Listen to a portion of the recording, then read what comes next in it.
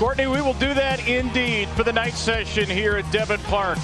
A historic matchup in Oklahoma City. The 12-time national champion UCLA Bruins and the top-seeded Alabama Crimson Tide on the road they hope to title number 2.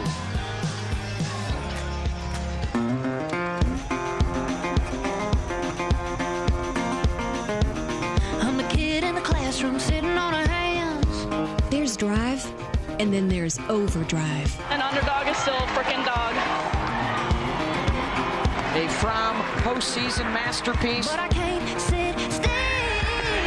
Higgins loves the pressure. Let's go! When all that matters is moving and a dream moves you the most, you keep going forward and further, forever.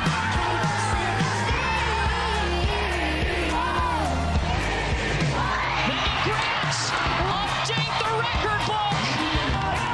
Thoughts in my head have a mind of their own.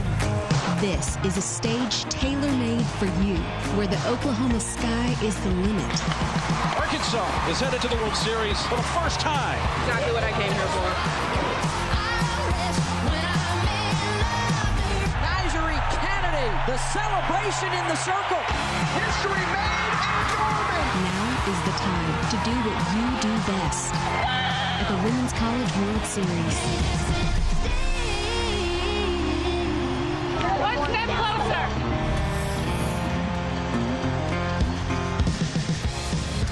Welcome to the NCAA Women's College World Series, presented by Capital One.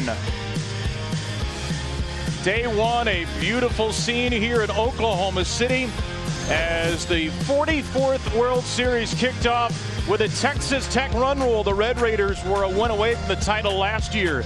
They begin their quest by taking down Mississippi State 8-0. The team that beat them in the Champ Series is on the ropes instantly. Defending champion Texas dropped a 6-3 decision at Tennessee as the Lady Vols got some semifinal revenge from a year ago.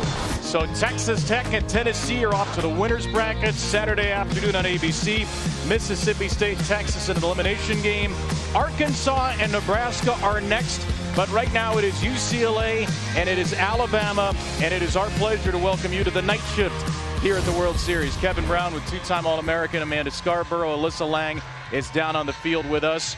Coming into Oklahoma City this year, we all thought this would be as star-studded a World Series as maybe we've ever seen, and particularly at night. These are two matchups that feel like they could be Champ Series matchups in the first round. Yeah, absolutely. And I don't know what to expect because you have great pitching and great offenses. When you look at the stat sheet, I could see high-scoring games, or I could see pitchers completely taking over, and that's what I love about going into these two-night matchups. I have no idea what's going to happen. Well, we have UCLA, and we know they can hit, and they can hit anybody. A historic season. Nearly 11 runs per game for the best offense statistically we've ever seen. Well, I was going to say the best offense this season, which means something because it's the best offensive season that we have ever seen in our sport. But UCLA truly is going to go down as the best offense to ever hit the field, ever hit the softball diamond, led by the Bruin Bombers, the seniors, Megan Grant, Jordan Woolery. They're doing things, putting up numbers that nobody has ever put up in our sport. But it's not just them. It's 1 through 9, their entire roster. They're driving the ball, 200 home runs, over 650 runs scored. This offense is so tough to shut down. Megan Grant broke Laura Espinosa's record of nearly 4 decades with her 40th home run. Actually rode with her 38th. She's got 40 now, and Jordan Woolery right behind her has driven in 112. How do you stop this offense? It helps to have the SEC Pitcher of the Year, and that's what Alabama does. The #1 seed again, as well-rounded a team as there is in the field. They are. You could talk about their defense. You could talk about their hitting, but we're talking about their pitching because they've only given up 1 earned run in regionals and super regionals, and no other team entering the World Series has done that. The way that Jocelyn Brisky has stepped up, the SEC Pitcher of the Year, but also in tandem with Vic Moulton, the freshman, she is electric. This is one of the best 1-2 punches in the country. They have been led in the circle all year long, but truly Alabama is the 1 seed for a reason. And Brisky will get the start. A strikeout to walk ratio of nearly 9.5 to 1. An Alabama team with 26 shutouts, nearly half of their 54 wins. The best home run hitting duo in a single season in the history of the sport will take their cracks at the SEC Pitcher of the Year and the All-American Brisky when we return.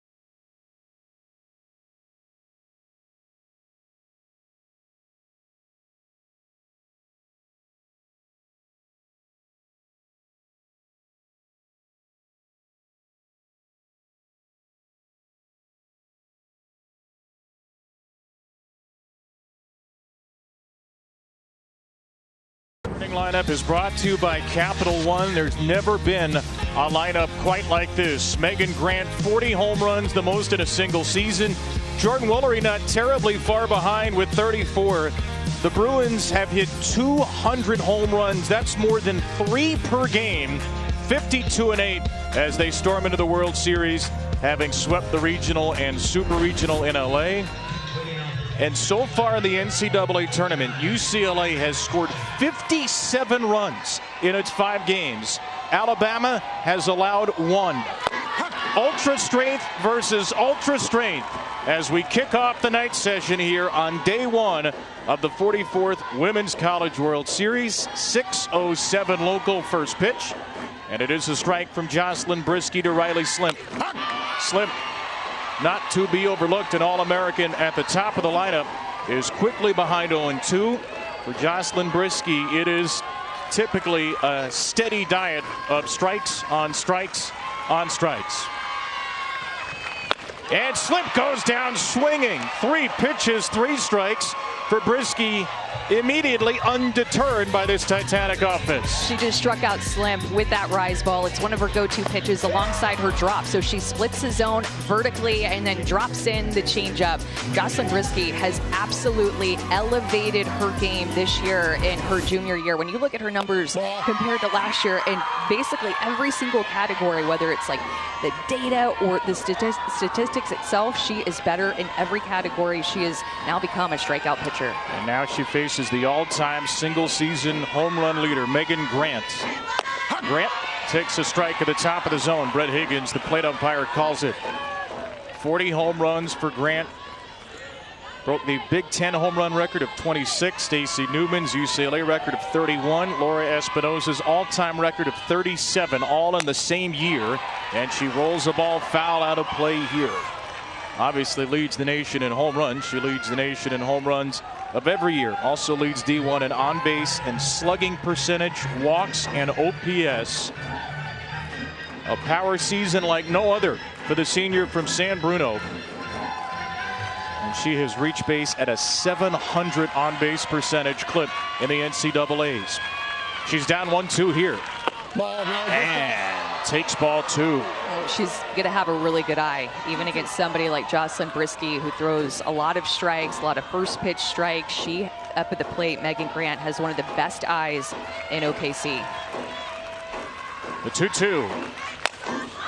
In the air to shallow left center field. The shortstop, Salem Hawkins, on a back pedal, collides with a left fielder, Audrey Vandegrift, and makes the catch. Well, and that's something that you see a lot, especially opening day. It's louder here. There's a buzz around the stadium. This is the biggest crowd that these players have played in front of all season long, and communication is really important. And you can see Van de Griff just kind of saying mine. Salen Hawkins continues to go back on it. Communication is so key down there on the field. There's Jordan Woolery. First pitch swinging, and Woolery lashes it foul. Well, and Jocelyn Brisky is feeling it, Kevin. She threw one against Megan Grant at 72 miles an hour. She really sits about 69, 70, but adrenaline running through Brisky, the SEC Pitcher of the Year early. Just challenged Woolery, the Big Ten Player of the Year, in the heart of the plate. Ball. And goes down and in, working with Marley Giles for ball one. It is hard to believe you've got the all-time single-season home run leader, and then the next batter is the Big Ten Player of the Year. That's how good Jordan Woolery's been. On pace for a 500-100 season. Just unprecedented numbers for the top two Bruins. Two seniors have been committed to UCLA and close friends since 8th grade. Woolery takes the strike, and it's 1-2. 1 ball, 2 strikes. 11 pitches, 8 strikes for Brisky. Looking for a 1-2-3 first. And she's got it. She strikes out 2 All-Americans and gets a pop out on another. A dominant start for Brisky at the World Series. It's one thing to do this in the regular season, and the SEC Pitcher of the Year, she did it in the regular season. But to do it here on this field, this start, 3 up, 3 down with 2 strikeouts against the best offense at the Women's College World Series, Brisky, she's starting out on fire.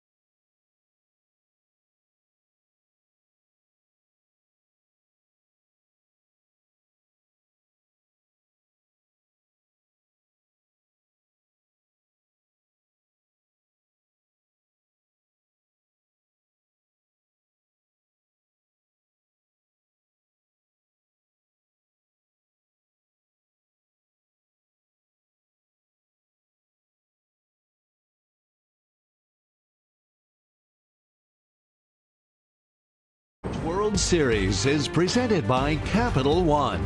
What's in your wallet?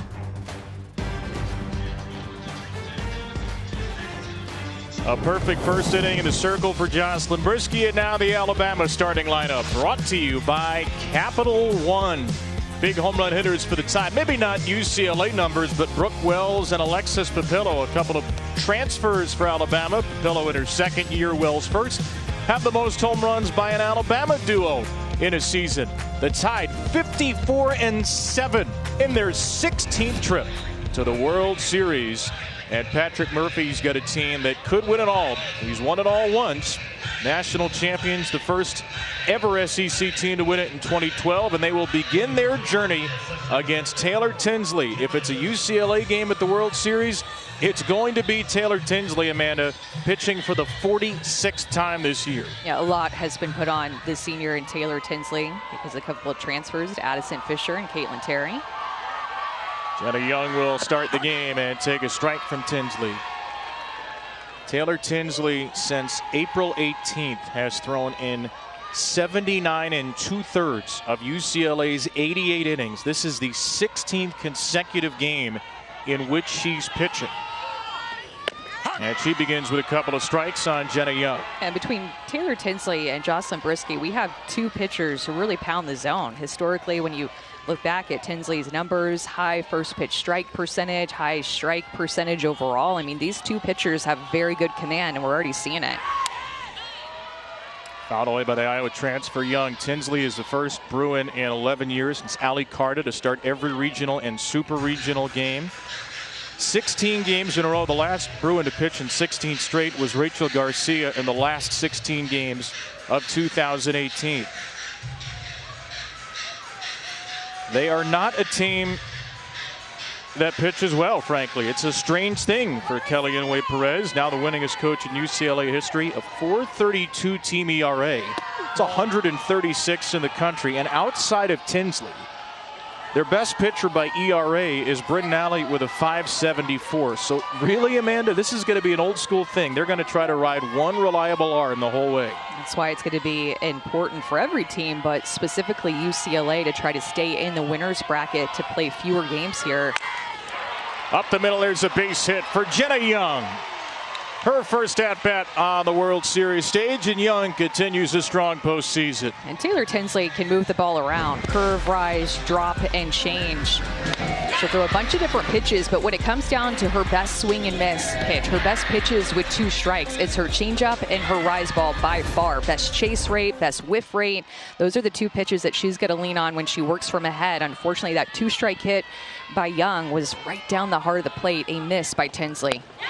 There's a really good changeup to start against Brooke Wells, a second-team All-American hitter, transferred in from Houston in the offseason, and is third in the SEC with those 23 home runs. Wells waits back on back-to-back changeups into left field in the tie to have back-to-back knocks.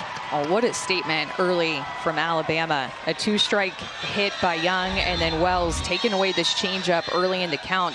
Tinsley wants to be able to throw that changeup a lot. It's one of her best pitches. It's very reliable, and especially against a good offense, like, you feel like you can rely on that pitch, but to see that swing on her changeup this early in the game, not a great sign for Tinsley in the circle. Alexis Papillo, first pitch swinging as well. Papillo, a third-team All-American, has had a wonderful postseason and a monstrous super regional. 2 hits and a home run in both of the games as Alabama swept LSU. Ball. Alabama doesn't put up UCLA numbers, but this is a very good Crimson Tide offense. 97 home runs are tied for the second most in Bama history. Good base runners, good speed, good power, good balance. Ball. 2-1. And it's a lot different of a look for Alabama compared to the last 2 times Patrick Murphy came to the World Series. In 23 and 24, it felt like teams that scraped their way there, had to bunt, had to play small ball, were the underdogs. Not this team. Fouled away, it's 2-2. Well, and I remember watching Alabama opening weekend, and I just flipped on a game. Let's check out Alabama, and they look different. Kevin, I'm telling you, from the first moment that I saw them, their swings looked different. They looked more aggressive. They looked more powerful. They looked like their approach was all throughout their lineup against good pitching. This has looked like a different Alabama team since pitch number 1 of the season.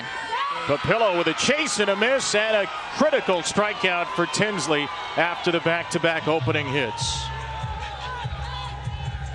Kind of a half-hearted swing here by Papillo, just throwing her barrel at it, chasing up, chasing away. Big strikeout for Tinsley after back-to-back singles.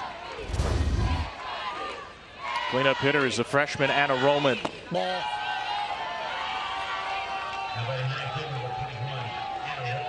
Roman, a freshman from Oviedo, Florida, in the Orlando area. Just 2 for 12 in the tournament with 3 walks, but a very good regular season.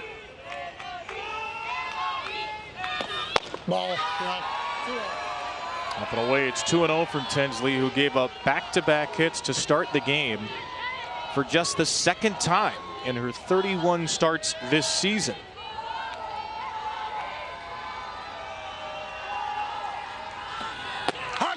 And And drops in a changeup to get back in the count. That tells you how much she likes that changeup, throwing it on a 2-0 count, trying to get back into the count, trying to mix things up.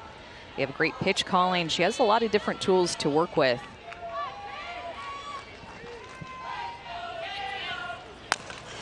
On the ground slowly to the right side, the second baseman Kanaya Bragg makes the play.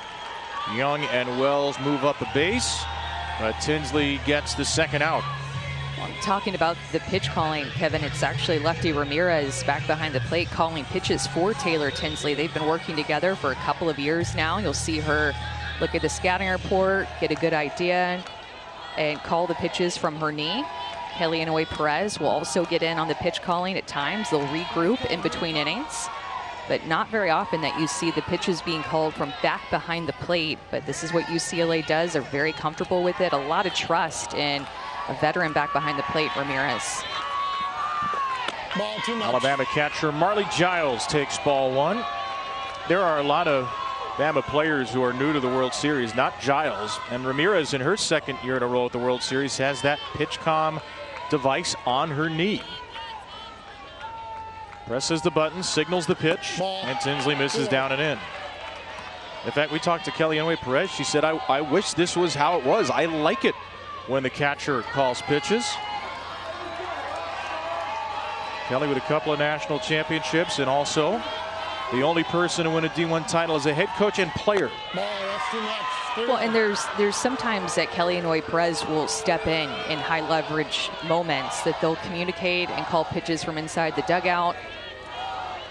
But it is a total collaboration effort between everybody on staff working together.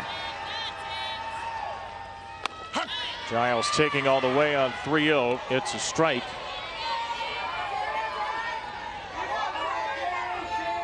Kelly does not appear to be involved now, just a spectator as Ramirez and Tinsley go to work. The redshirt junior catcher and the senior pitcher. A shake from Tinsley.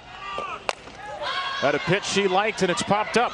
Woolery hoping it'll stay playable, but it's into the netting for strike 2. I just love it. The game within the game. You know, you have so much trust in your catcher. Ramirez and Tinsley have worked a lot together, but even in these moments, there's a certain feel inside of a pitcher. You saw Tinsley shake off to get to that rise ball. Like, you still, inside of your gut as a pitcher, know what you want to throw, and Ramirez and Tinsley have worked a lot together, usually on the same page, but sometimes as a pitcher, you say, nope, I want to throw something else.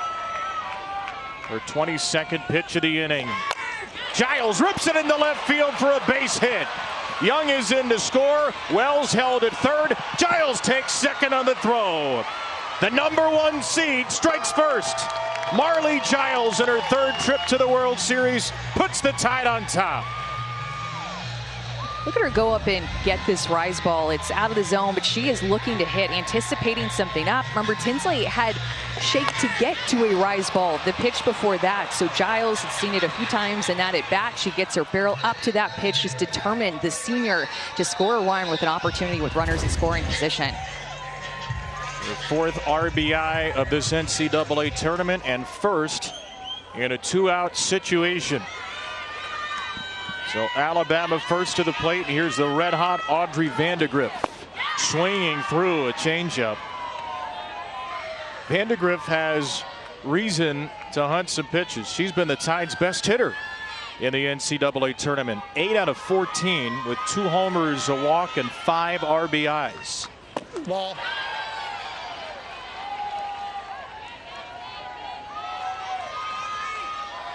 Vandegrift, a leadoff hitter for part of the year.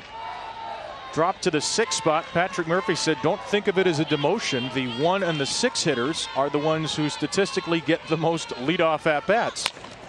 And Vandegrift down to first. It's picked by Woolery. Tide strand 2 in scoring position, but Giles brings in Young, and Alabama is on the board in the first inning.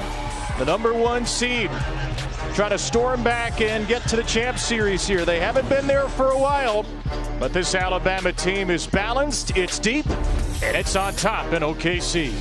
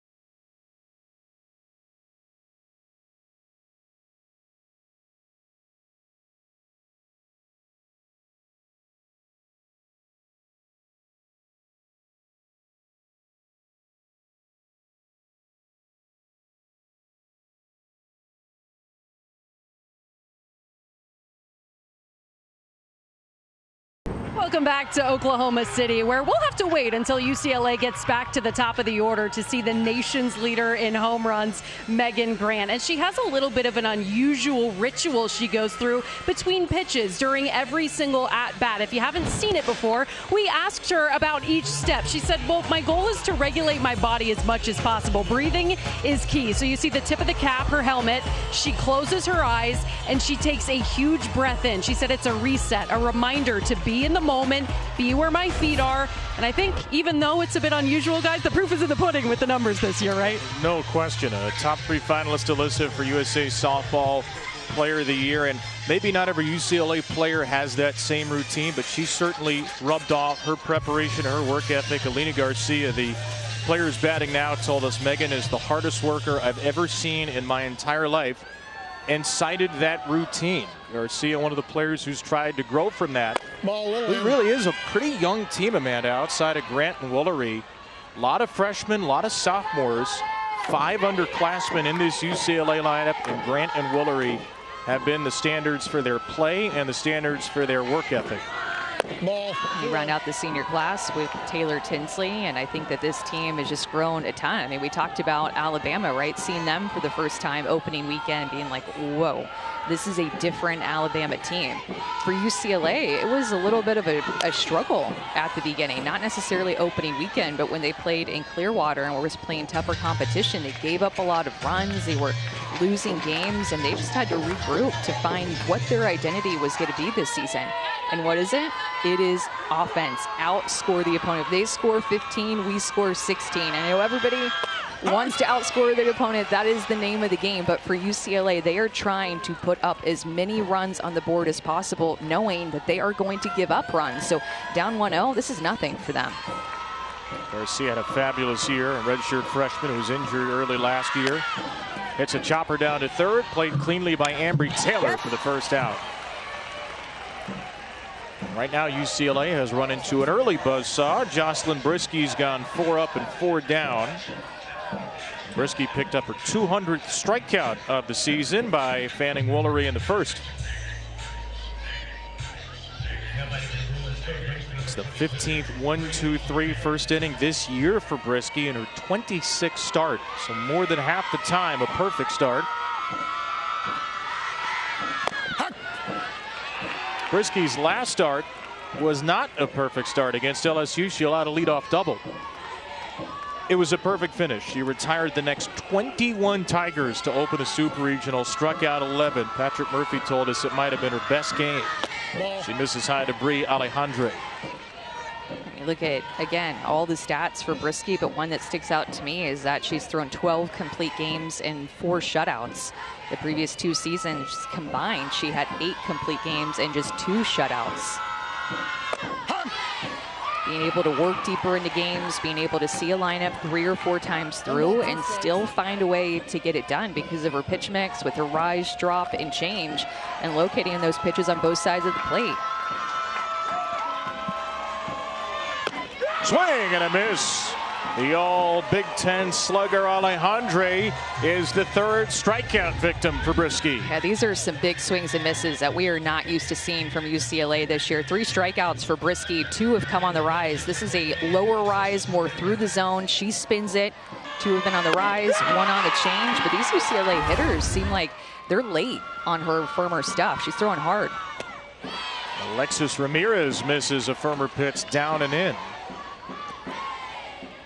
First 2 innings this season for Jocelyn Brisky.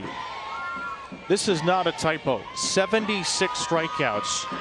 1 single solitary walk. That's 26 starts on the year. Her strikeout to walk ratio is nearly 9.5 for the season.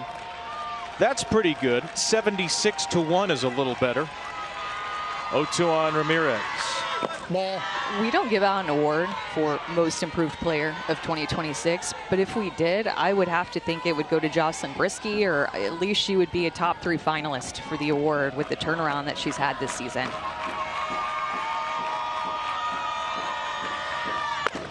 And after 1-2-3 first, Brisky finishes off a 1-2-3 second. making mincemeat of this historic offense. Back-to-back 1-2-3 innings. She made a decision last summer, Jocelyn Brisky did, to be better.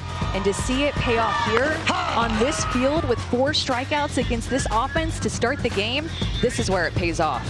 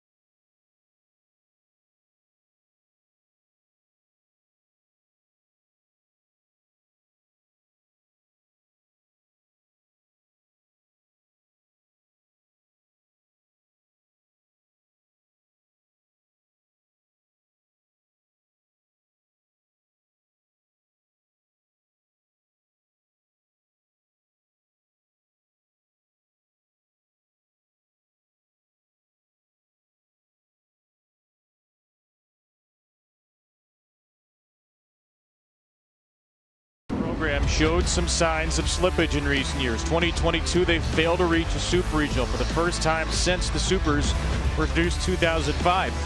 Maybe the World Series in 23 and 24 were really not competitive. And then last year, the Tide got rolled at Oklahoma, outscored 16-2, were swept by their new SEC conference mates.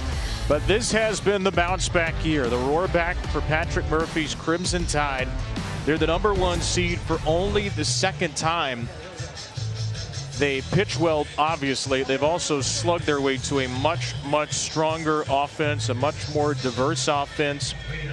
And I don't think anybody saw this coming. Alabama was picked 9th in the SEC before the season. But Pat Murphy's team goes 19-5, makes the SEC title game where they lose to Texas. And they've allowed just 1 run in 5+ games here in the NCAA tournament. So what did people miss with this team to be picked 9th, and how have they defied the doubters? I think that it was just a turnaround with the coaching staff and approaching developing these players, because Coach Murphy told us, he challenged his staff after Super Regionals last year. And he challenged every single person on staff that, hey, this needs to be better, and we all need to do better. So everybody went to work in the off season, I think took a different approach going into the fall and just really came together. We know that Alabama has been a team centered around culture and belief and this just it factor that you can't quite put a word to. We've seen it right here at the World Series come alive, but the physicality of it in terms of the stats, especially offensive stats, have been missing the past 2 years, but they've really put it together this year.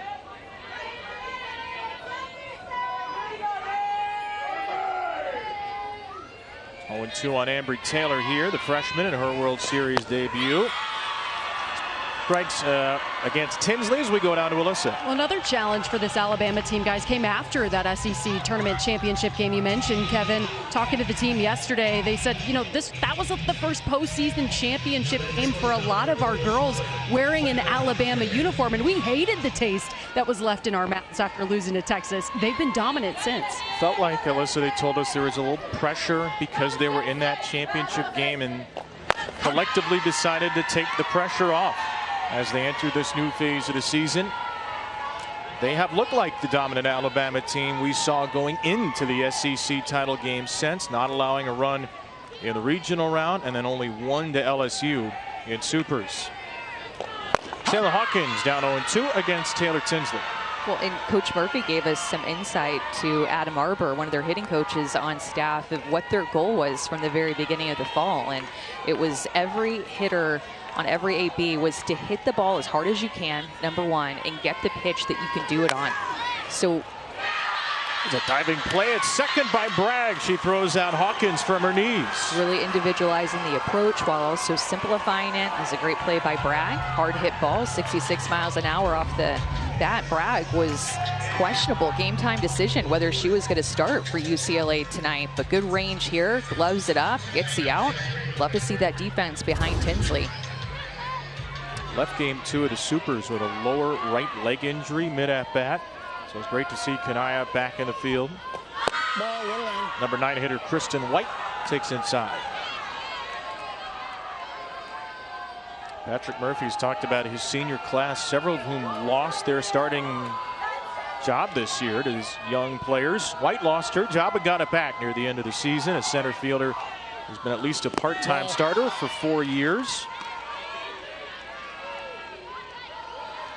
White 6 for 12 here in the postseason, and she'll see some odd defensive alignments.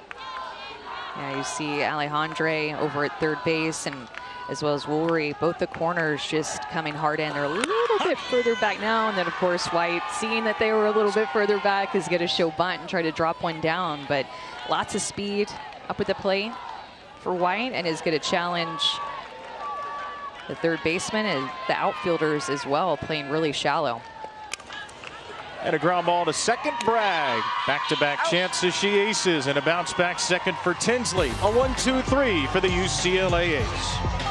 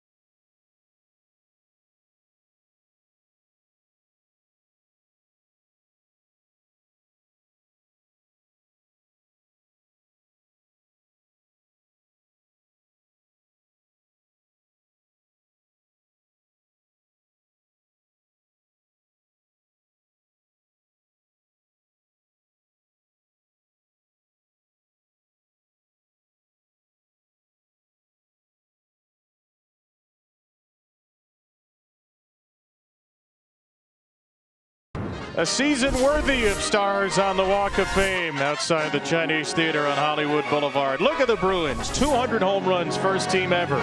Megan Grant broke the record with 40. First team with 2 players over 30. Jordan Willery's there. First team or second team with 2 freshmen over 20. Brie Alejandre, Alina Garcia. On and on and on and on we could go. With UCLA, the highest scoring team, the most home runs in Division I history. 8 different players have 10 homers. 4 different players have 20 homers. This fan is feeling every bit of it. The previous UCLA home run record was 108. So they beat that by only 92. As Sujin Berry flies out to the warning track in left field. Quick out for Jocelyn Brisky here.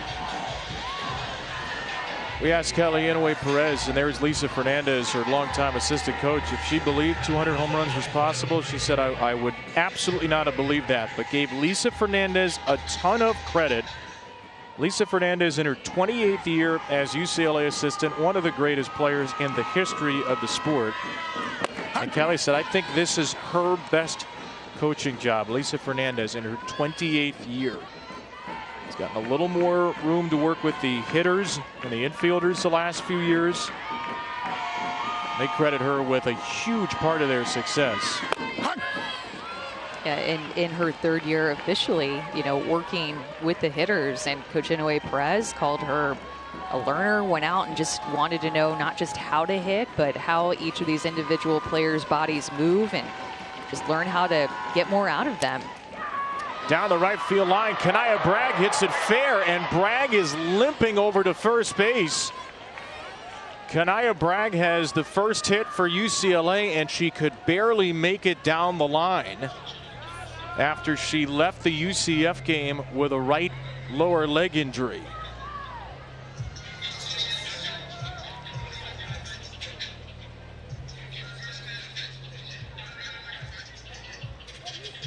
Kelly Inouye Perez is out to talk to her. Kanaya is smiling.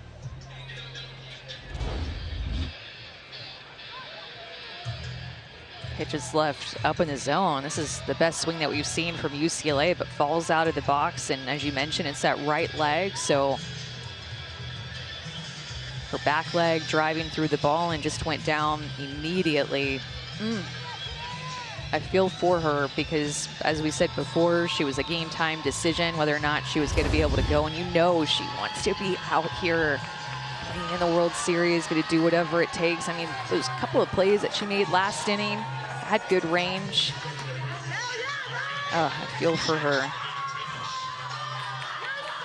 Well, she leads the game to a huge ovation in her dugout. Mia Phillips, the pinch runner, is in. A reminder for those of you who are newer to the game or tuning in for the postseason, you can return to the game after you're subbed out. So this does not mean Kanaya's out for good, though it certainly did not look good. She is in the dugout right now. Phillips is in as UCLA gets its first base runner against the SEC Pitcher of the Year, Brisky. And now Jelena Lamar, who's been a wonderful number 9 here. Lamar lifts a pop-up behind the plate. Giles with the mask still on, makes the catch, and then crashes into Brooke Wells, who took a shot to the face, it appeared. And she bloodied Brooke's lip.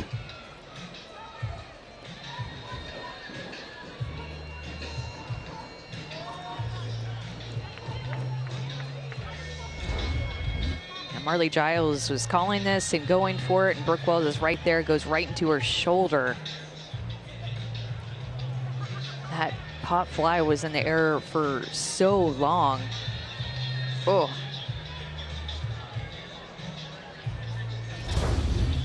An unfortunate extra side of crimson.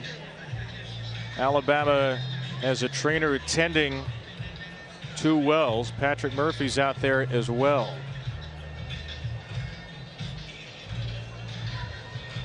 Well, Sunday afternoon, 2 Eastern, 1 Central, the WWE's clash in Italy, where there might be a busted lip or two.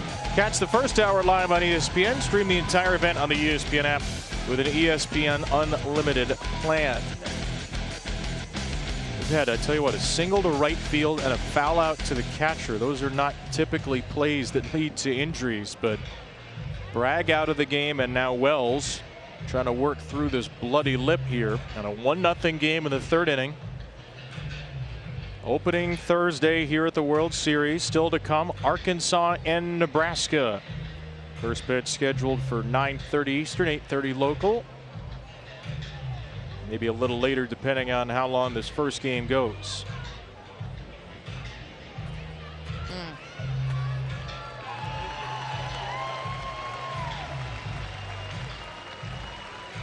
Wells is going to stay in there. You can read her lips. I busted my lip, and you definitely can tell trying to smile it off. It's not like there's, you know, like 50 cameras around or anything that Gonna be able to see that for the next couple of days if they're on the field. If there was ever a particularly bad time to bust your lip, it's at the place with the rail cab and the drone cab and cameras that probably just invented for this show. Our wonderful coverage we have here in OKC. So top of the order, Riley Slimp very late on a rise ball her first time. Having an exceptional season at the top of the lineup. Ball.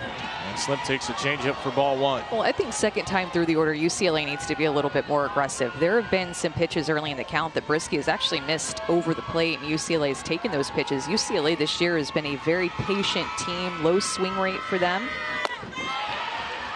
Swing and a miss again by Slimp. But that first strike to Riley Slimp was right down the heart of the plate and then chases that rise ball out of the zone to work Brisky right into a pitcher's count. Brisky looking for 3 nearly flawless innings against the nation's best offense. Slimp stays alive.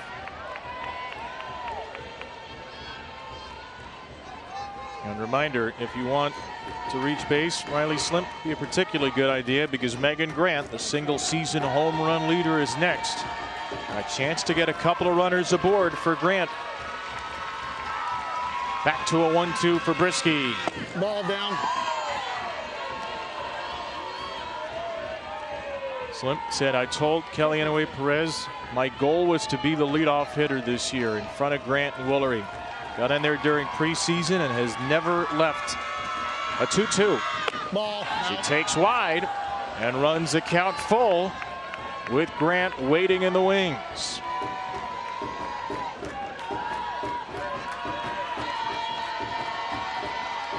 Pitch number 7 to Slimp. And a swing and a fly ball driven to center. White will watch it go. Why wait around for Grant and Woolery? The Bruins have a big bopper at the top of the card. Riley Slimp with her 17th. And just like that, UCLA is on top.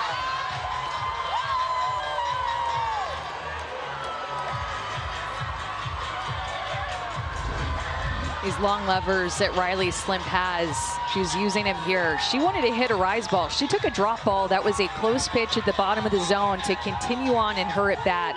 Adjustment on that rise ball within this at bat. She chased it, swung and missed it, then eventually fouled it off. Took a drop ball. Brisky goes back to the rise ball, and she is all over it. You elevate that pitch up in the zone and you miss out over the plate like that, it's going to go 246 feet for Riley Slimp. Home run number 201 for UCLA, which keeps extending the record. Ends a 20-inning scoreless streak for Jocelyn Brisky, who now has to deal with Grant. And Megan rips a fly ball to deep right field, and the Bruins go back-to-back.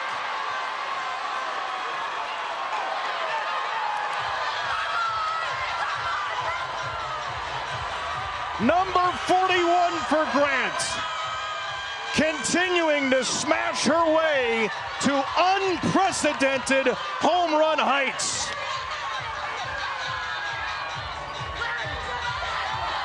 This one, another meaningful milestone. She ties the Hall of Famer Stacey Newman 90 home runs in a Bruin uniform. This actually looks like a drop ball that is left up in the zone, and Megan Grant notices that it is a mistake. Belt high, and she just unleashes on it. She has always had this pull side power. I mean, history we are watching with Megan Grant every time she steps up to the plate. And did you notice what all the Bruins did when she came to the plate? Pointed at home plate, because the last time Megan Grant hit a home run at the World Series, we all found out what the heck Appendix G is. Her home run to tie Tennessee last year that ended up leading to a huge delay because she didn't touch home plate. We waited for about 20 minutes to sort out whether she was out or not. Jordan Woolery drops a base hit behind her, and the second time through, it's homer single. Well, and it used to be Jolly Ranchers that the third base coach would toss to UCLA, but it's Lego pieces that Megan Grant didn't even catch. Maybe she'll go back and get it. I don't know. But they start to build something in the dugout for those home runs that they hit. And that is just a big part of their team culture, their offensive culture, brick by brick, piece by piece, building with those Legos.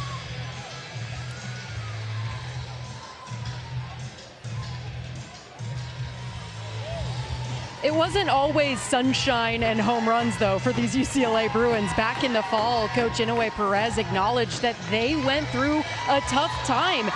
She told her team, "You're vanilla. There's no fight. There's no personality." Talking to Alina Garcia, she was like, "Yeah, we were kind of mad at first, but then we realized she was kind of right. We realized we needed to take our personality off the field and bring it on the field." It really helped this team bond, come together, and start to put up those numbers. Here's a drive way foul, but way fired by Alina Garcia. And to Alyssa's point, it's hard to imagine this team having ever been accused of being vanilla.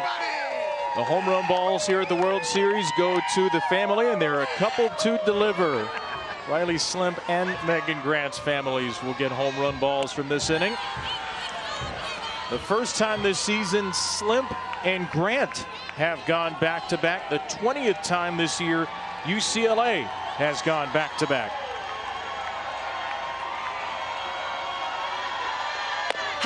Strike two to Garcia. Such quick adjustments made by UCLA that first time through, or I should say the first two innings, 6 up, 6 down. And then Bragg actually was the one that just opened up this momentum offensively for UCLA. By the way, 6 up, 6 down. The Bruins did not go 6 up, 6 down in any of their first 60 games of the year. So they get off to their literal slowest start of the season, and they don't care. They shake it off with 3 against one of the best pitchers in the country. Another 1-2. Garcia with a good take. Well, and the difference is that they're just really sitting on this rise ball. Brisky is not able to locate anything down for a strike, so anything elevated, if it looks like it's a hittable height, UCLA is really attacking it, not even having to mess with down.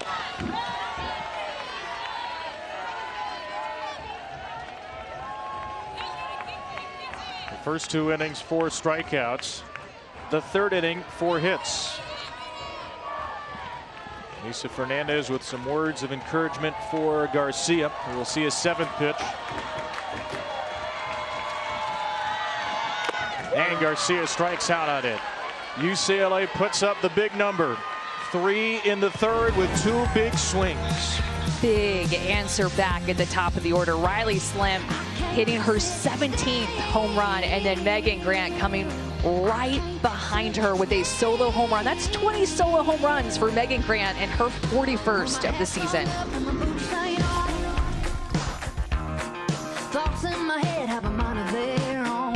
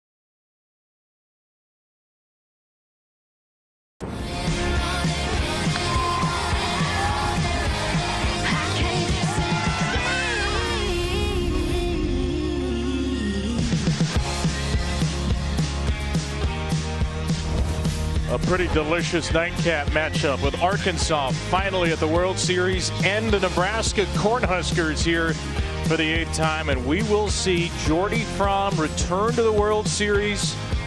3 years ago, she was here as Jordy Ball, and she was the most outstanding player for the Oklahoma Sooners.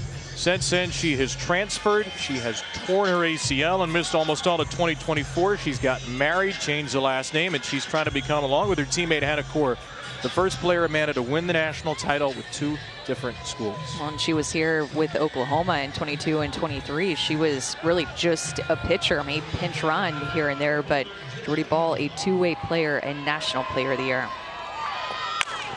Here's a line drive off the glove of Taylor Tinsley, and the new second baseman Mia Phillips has no play. So Jenna Young in the leadoff spot is 2 for 2. And a good start for Alabama, trying to answer the Bruins' 3-run third.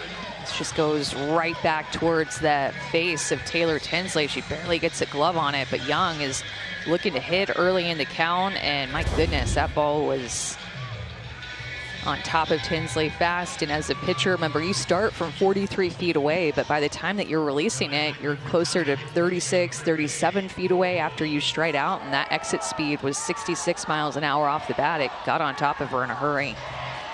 And after one pitch, Lisa Fernandez is going to go chat with Taylor Tinsley and bring the infield together. So a 3-run top of the 3rd inning for UCLA. Alabama with the top of the lineup up. UCLA did damage the second time through with the Slimp and Grant home runs, and Alabama, its second time through, will look to do the same. These teams are trying to get to the Women's College World Series Finals, which begin Wednesday, 8 Eastern, 7 Central on ESPN. For more information, go to NCAA.com, your home for all NCAA championships. Winners bracket right now, Texas Tech and Tennessee will play Saturday, 3 Eastern, 2 Central on ABC. Winner of this game will face the winner of our next one, the aforementioned Arkansas and Nebraska matchup. Here's Brooke Wells, the best power hitter for the Crimson Tide. Lined to single on a changeup her first time.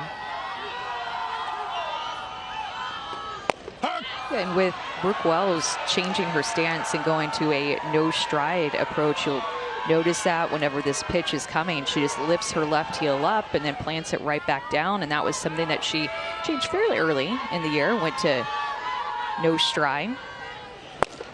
And what she said that helps with is just her to see the ball better, letting the pitches get deeper, and helps her hands get through faster. And a good example of that is just her approach that she had on the changeup in her first at bat, letting that pitch get deep and hitting it hard. Numbers are way up.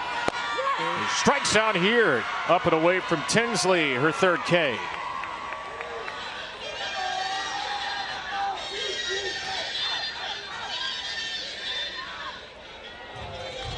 Going to her curveball here away from Brooke Wells and getting her to chase this pitch. Lefty Ramirez back behind the plate, likes that pitch location, working well together. Ball. First pitch inside to Alexis Papillo. Struck out swinging in the first inning. A senior in her 2nd year after transferring from Northern Iowa. And a ground ball to second. Phillips tested immediately, knocks it down, and gets the out at first. Mia Phillips, in just her 2nd game at second base this year, has had to deal with a couple of ground balls, replacing the injured Kanaya Bragg. Yeah, and that was hit hard off of Papillo's bat, 74 miles an hour exit velocity. And there's Kanaya Bragg, who started the game at second base, unfortunately not being able to get back out on the field. Another in scoring position for Anna Roman. Ball. In the dirt, Ramirez blocks it, but Young with a great dirt ball read. It's all the way to 3rd. A wild pitch thrown by Tinsley, her 8th of the year.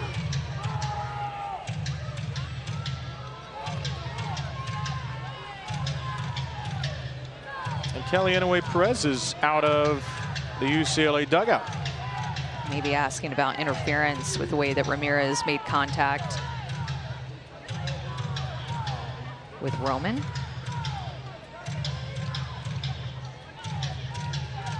Which appears satisfied with Brett Higgins' answer.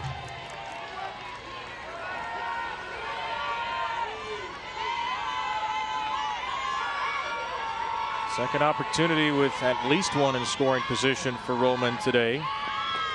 Ball. At second and third, or first and second, one out in the first inning and grounded out. Yeah, and Ramirez, Kevin, actually tossed Kelly Inouye Perez in that meeting, the pitch comm, so it's not on her knee anymore. So now Kelly Inouye Perez is going to be calling pitches from inside the dugout, like we talked about. They take turns at times, so high leverage situation. Right now, UCLA has all the momentum. Runner at third base after that leadoff hitter and Young got on, and not wanting Alabama to score here. She's going to be calling from inside the dugout.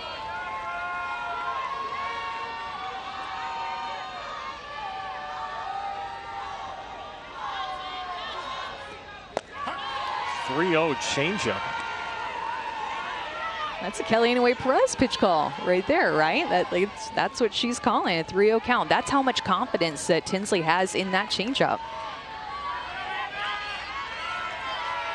The freshman Roman on a 3-1. Takes a knee-high, strike two. 3 balls, 2 strikes. Former All-American Taylor Tinsley looking for a shutdown third inning.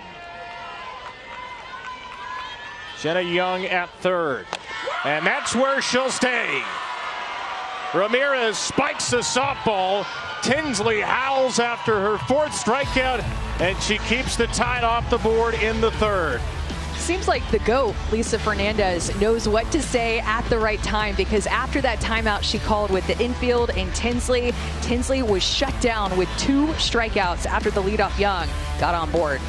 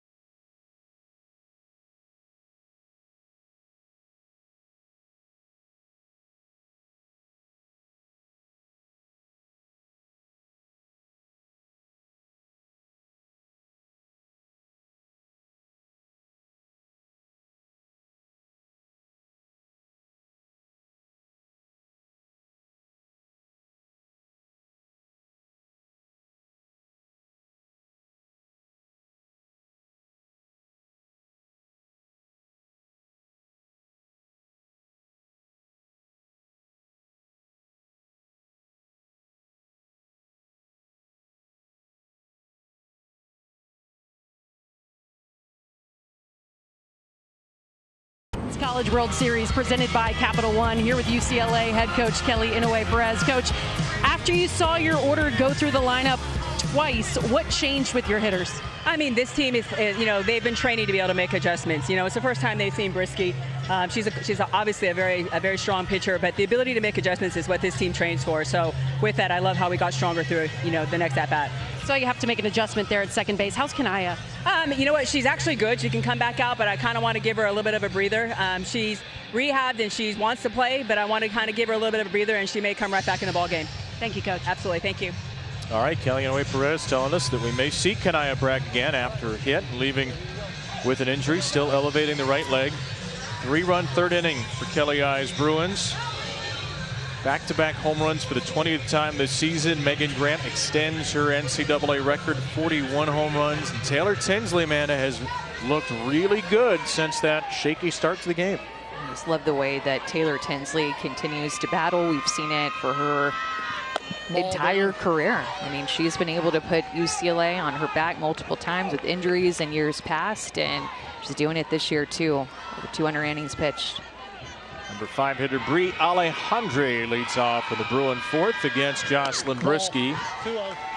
Brisky went 6 up, 6 down to start the game, then allowed back-to-back home runs for the first time in her college career. 2-0 to Alejandre is a pop-up. Back of third and grabbed by Ambry Taylor in foul territory. It feels like this is an important inning for Alabama, just to be able to shut down UCLA's offense after they put up 3 runs on the board in that third inning. Now UCLA has all the momentum. They'd continue just to gain confidence if they could score here. But if Brisky could have a shutdown inning, it gives Alabama confidence. And that's a big pitch for her to be able to land her changeup. The one thing that I've seen from her this second time through, and in the third inning especially, was not being able to work more down in the zone with her drop and changeup. She said something interesting to us yesterday. We asked her about UCLA.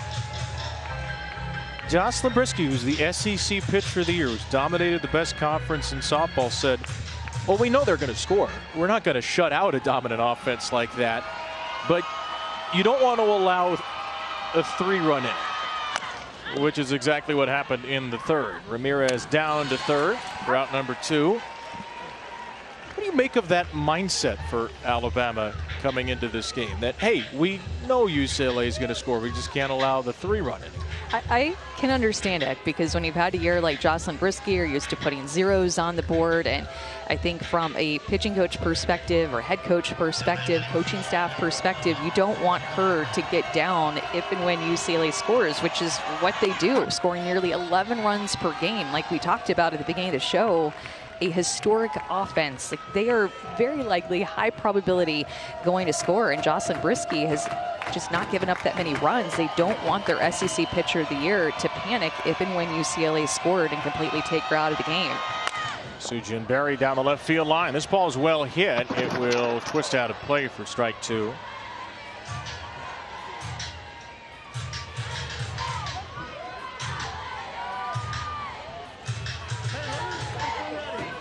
Again, the number is 10.85 runs per game. A team-wide on-base percentage of .496. A team-wide slugging of .836. And their 47th inning with 2 home runs or more. 2 strikes on Berry. And remember, Alabama had only given up 1 run in the NCAA tournament coming into the Women's College World Series. Their pitching staff and defense had been that good. So it's not just about Brisky not panicking. I think it's also about their whole team not panicking.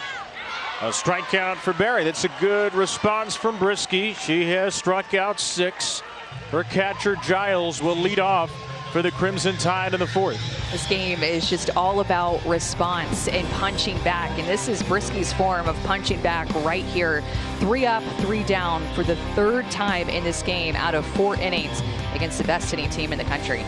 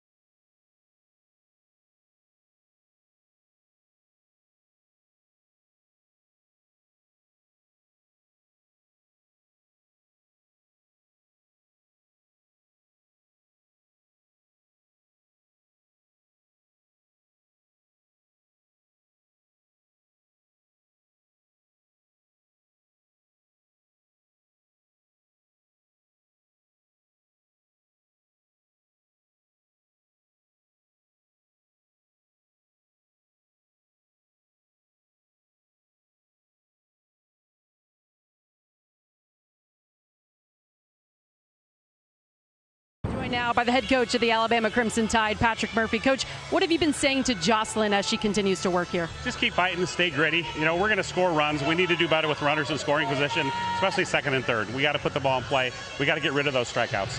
What has been the message to your hitters going up against Taylor Tinsley? We need to continue the inning. We need to pass the baton down. And right now, Marley and Audrey need to set the tone for everybody. So Marley gets on, Audrey gets on, and then we let the floodgates open.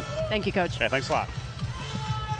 Patrick Murphy, the SEC Coach of the Year for a league record 6 time. We're concerned maybe his team just 1 for 5 in a game with runners in scoring position.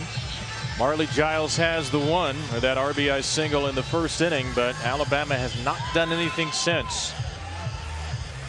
Alabama, the #1 overall seed, 16th trip to the World Series, but they have not been great starters here. Patrick Murphy, for all his success in his Hall of Fame career, is only 4-11 in opening games at the Women's College World Series. Giles, Vandegrift, and Taylor, 5, 6, 7 against Taylor Tinsley, and ball 1 starts the inning. Currently the highest win percentage in Alabama history, 885. Crimson Tide's most wins since they went 60-10 in 2019. Ball. You have a swing? Yep. In the last 2 years, this is a team that went just 10-14 and then 12-12 in the SEC. 22-26 over those 2 years. Bounced back to 19-5, their best record in the league in 12 years. Ball.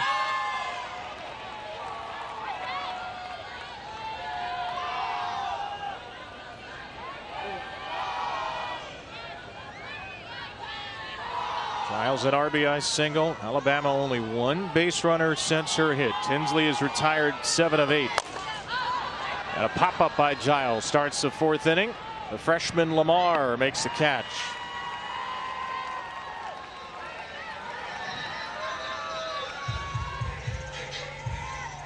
Sun starting to set here at 7:13 local. Cooled off a little bit to 81 degrees. A lovely day to start this World Series. Love it. And not much wind. I feel like the flags are just hanging out there, not hardly moving. There's a bunt laid down by Audrey Vandegrift, and Ramirez hesitated. So Vandegrift tries to shoot some emotion into the Alabama dugout with a bunt base hit. Yeah, she's just such a dynamic player because she can hit home runs and then she can drop bunts like this. Look how long her strides are getting down the line too. Just deadens that bunt out in front of home plate. That is 16 bunt singles for Vandegrift. That leads anybody at the Women's College World Series by a long way. Brings up the freshman Ambry Taylor, who gets just under this pitch and pops out to short. Taylor 0 for 2. Well, look at Taylor Tinsley this year. It's only a 3.03 ERA. It's statistically a worse year for her with a career 2.42 ERA. But in some ways, it's been her most impressive year. She's had to shoulder the load. You mentioned some of the UCLA losses earlier. They had 3 great pitchers a year ago. 2 transferred out. As she hits Salem Hawkins here, and the Alabama 8-hitter is aboard. 2 on for the Tide, with Kristen White, the number 9 hitter, due up. This is where Alabama could cause a little havoc with their speed, with Vandegrift on second base, Hawkins at first, and Kristen White up at the plate. This is a lot of speed, a lot of action that is going to put pressure on UCLA to make a decision and to make a play with this speed on board. He just brought in Caleb Bro from first. He wants to talk this situation over with Bro, a national champion at Alabama, and Kristen White. Does she have to cover her mouth? Like, we want to read her lips. Bro, you've been in the biz. Yes, we want to read your lips up here. You were one of us, Kayla. But who better to hear words of advice from for Kristen White, who Caleb Bro, left-handed hitter, a lot of speed, different tools in the box to lay down a bunt, to go to her slap, to swing away. So you see the passion that Caleb Bro was speaking to her with in this situation, trying to give her the best advice, knowing how critical this is with 2 on, down by 2. Kristen White, only 23 career RBIs in 411 plate appearances, and she's a .316 hitter.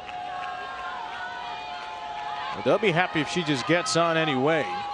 She only has 2 extra base hits in her 4-year career, and they both came in the last month plus. So Chauvin then went to her slap, trying to pull the corners in. She took that last strike, running through the box, holding her barrel back, but shown a couple of her different tools here, trying to keep UCLA's defense guessing. Vanda Griffin Hawkins, the runners. Good speed around here for Alabama. Ball. White takes ball 2.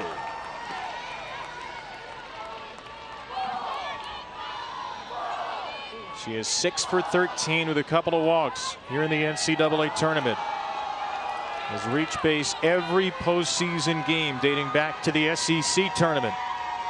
2-1 from Tinsley. White slaps the ball to shortstop. Garcia's in. Garcia makes the play, and UCLA escapes another jam. 5 Crimson Tide runners left stranded. 8, 9, and 1 for UCLA. Riley Slim, the 1. Her home run put the Bruins on top, and if anybody gets on, it's Chef Megan.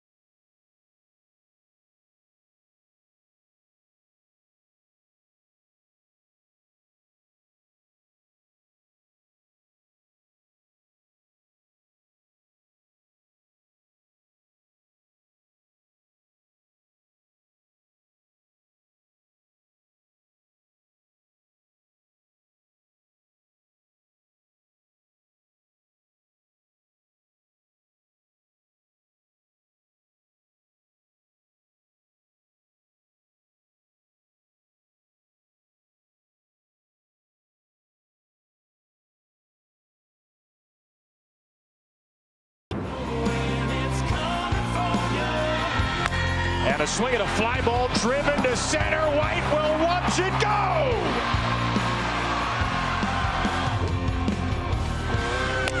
And Megan rips a fly ball to deep right field. And the Bruins go back to back. Home runs 201 and 202. UCLA has surpassed its previous program record by nearly 100 home runs. This preposterously powerful offense keeps it going as Mia Phillips picks up her first hit since April 12th into the game for the injured Bragg. And now Bragg and Phillips each have hits out of the 8th spot against Jocelyn Brisky. The 5th hit for a UCLA team that the last 2 years at the World Series only scored 12 runs in 6 games. Back-to-back years they've won their opener. Back-to-back years they've lost their next 2 and really been stymied offensively. Yes, a bunt attempted by Jelena Lamar, and it's strike 1.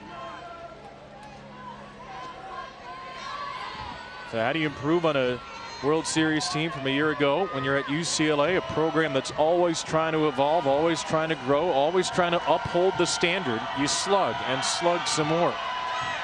Ball. A record 34th World Series appearance for UCLA, which has won the national championship as a program more times than it has missed the World Series, 12 versus 10. But they've never had an offense like this. Swing and a miss by Lamar, 1-2. This team just knows how to score runs in bunches against the best pitchers in the country. They have so much confidence. You can feel it with the way that they speak about their hitting, with the way they speak about each other, with the way that they pass the bat.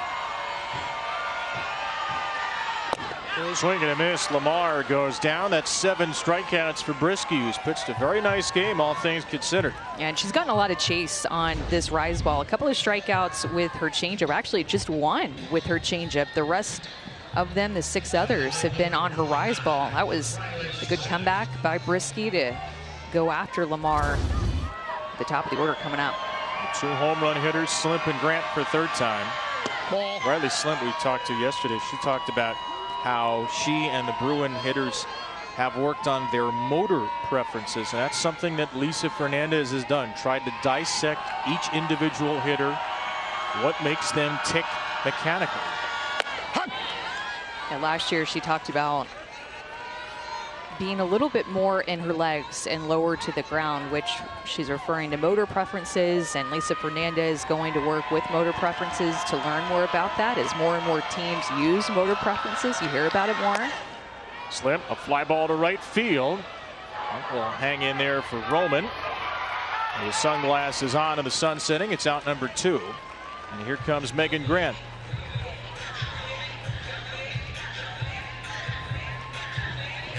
Third at bat for Chef Megan.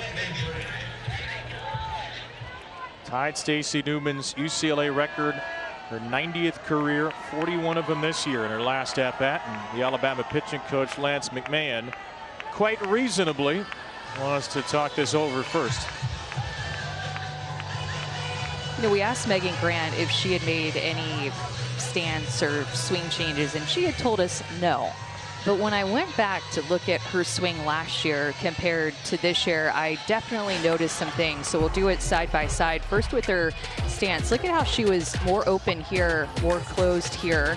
And her barrel is at a different position too whenever she starts in her stance. And then pause it right there. She turns more in this year.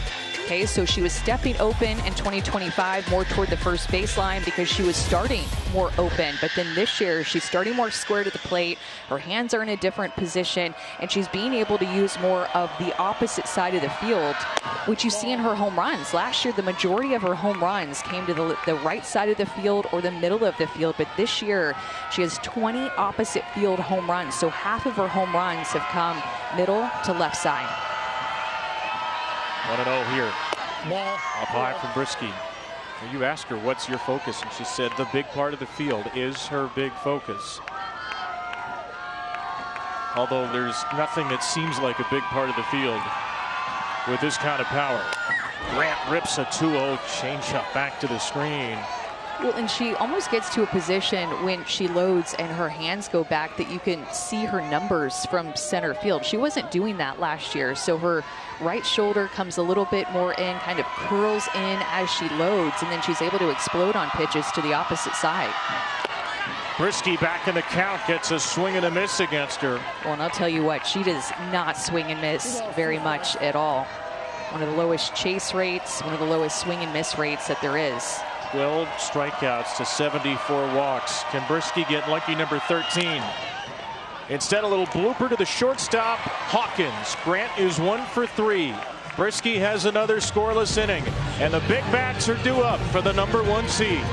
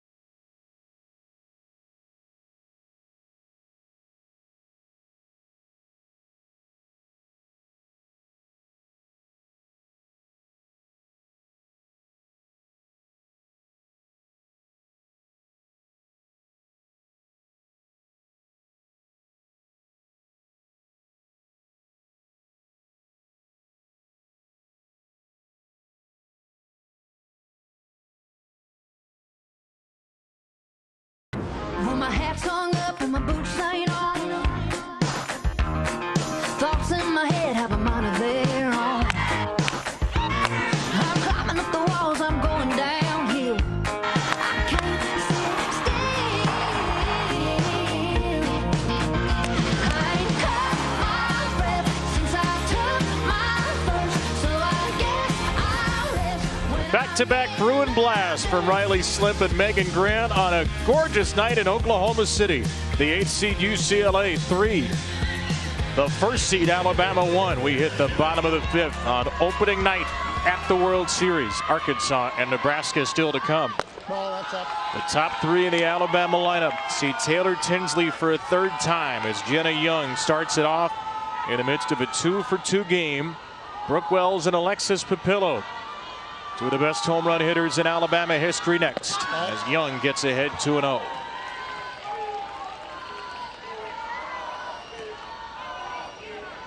The 15th meeting between these powerhouse programs in what has been a lopsided rivalry. UCLA leads the all-time series 13-1. 3-1 here at the World Series, including a 4-1 win 2 years ago. The only time Alabama beat UCLA, Montana Fouts famously threw a perfect game on her birthday 5 years ago. 2-0 from Taylor Tinsley. Ball, 3-0. Falls behind 3-0.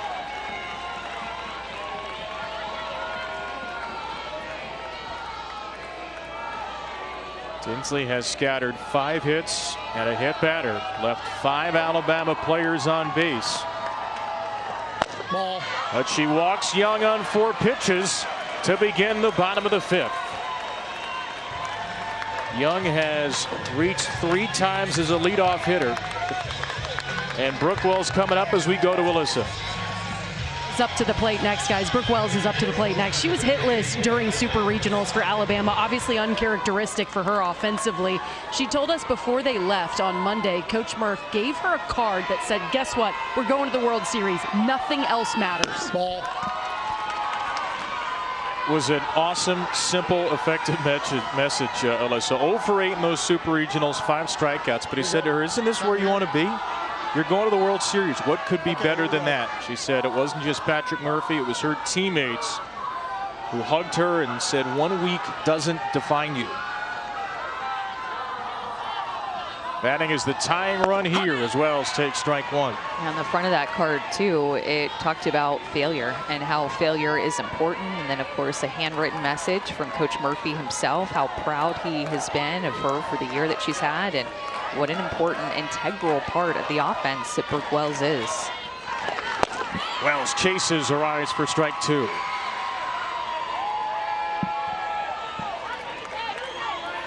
Homered in the first 2 Alabama games. 23 multi-RBI games on the year. Fit right in, the sophomore from Round Rock, Texas.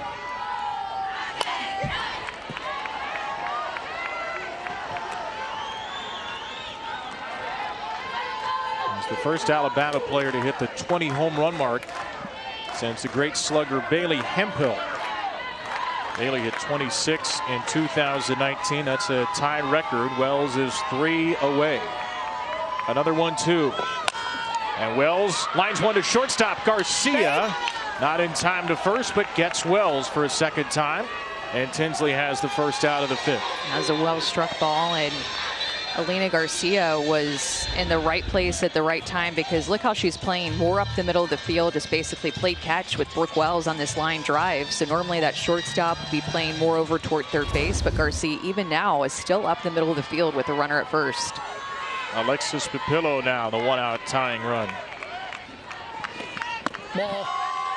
And Alabama has just had difficulties putting things together against Taylor Tinsley. The only time that back-to-back hitters have reached was to lead off the game in the same inning that they scored their only run of the game back in the first. Papillo drives one to right field with some power, with some pop. Papillo ties the score.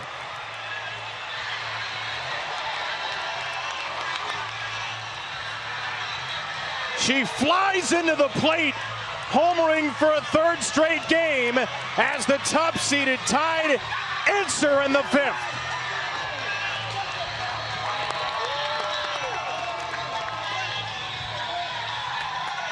She struck out in her first at bat off of a rise ball that was moving away. So her game plan here is to hunt early in the count. That's a drop ball that just stays a little bit flat, but Papillo was looking for a mistake early so that she did not get 2 strikes against Tinsley again. Look at that beautiful extension over the right field wall. Alexis Papillo ties up this game.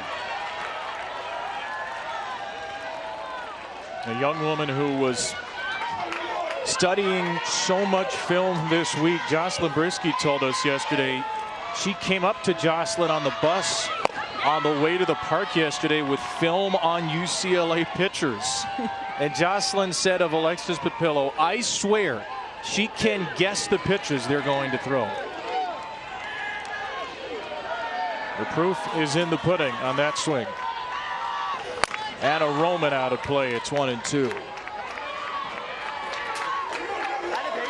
There they are, the first Alabama duo ever with 20 home runs each in a single season.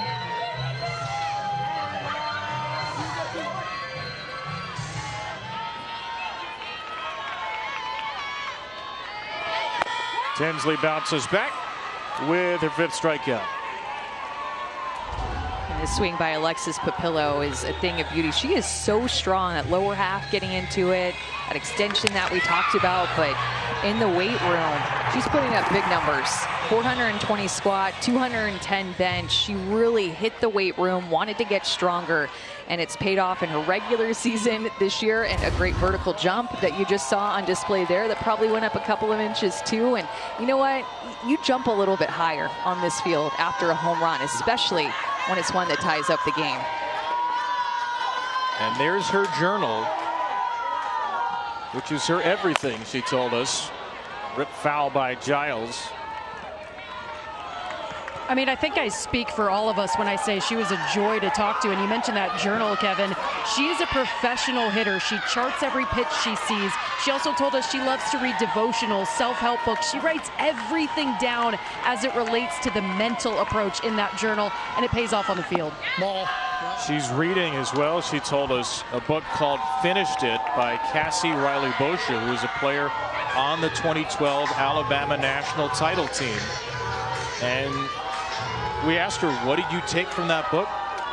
She said, continue to keep our routine. Those habits are going to help us stay successful. I remember that was a really special team, and Cassie Riley-Boscia was a big part of that team. Kind of reminds me of Alexis Papillo a little bit, but that was the first national championship for Alabama in 2012. Caleb Rowe was on that team. And it was the first national championship for the SEC, so it was a big deal. Caleb Rowe is one of the best to ever put on the Alabama uniform. And like I said, a big part of that team. Teammates with Cassie Riley-Boscia, who wrote that book, Finished It. Really cool that she has it. And Kayla penned the foreword for that book. Some of her accolades, a decorated college career.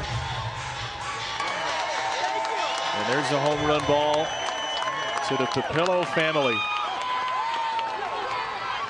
Ball. I tell you, they probably would have had a hard time imagining this a couple of years ago. And Alexis was playing at University of Northern Iowa, was a star there, 2-time first team all Missouri Valley Conference. Her second year at Alabama, she's just hit a game-tying home run at the World Series. Ball. Ball forward to Giles, and the Crimson Tide keep it going.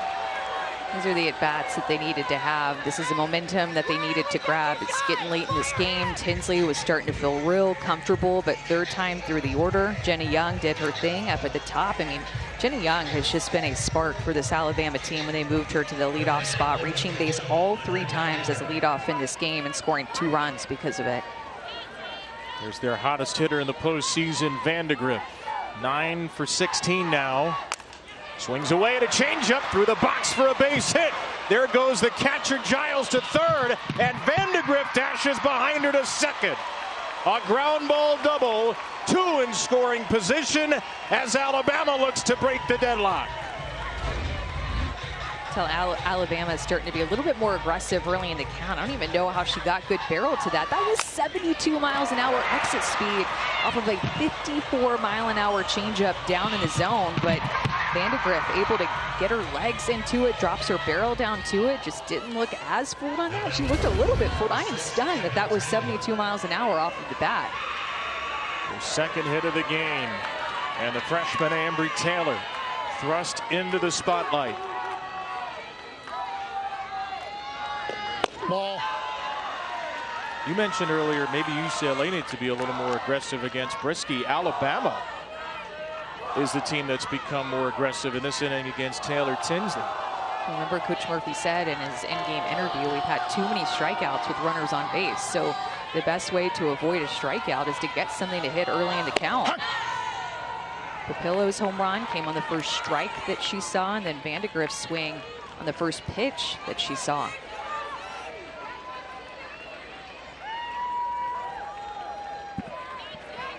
Two on, two out for Alabama's missed softball from a year ago. Ambry Taylor chops it foul.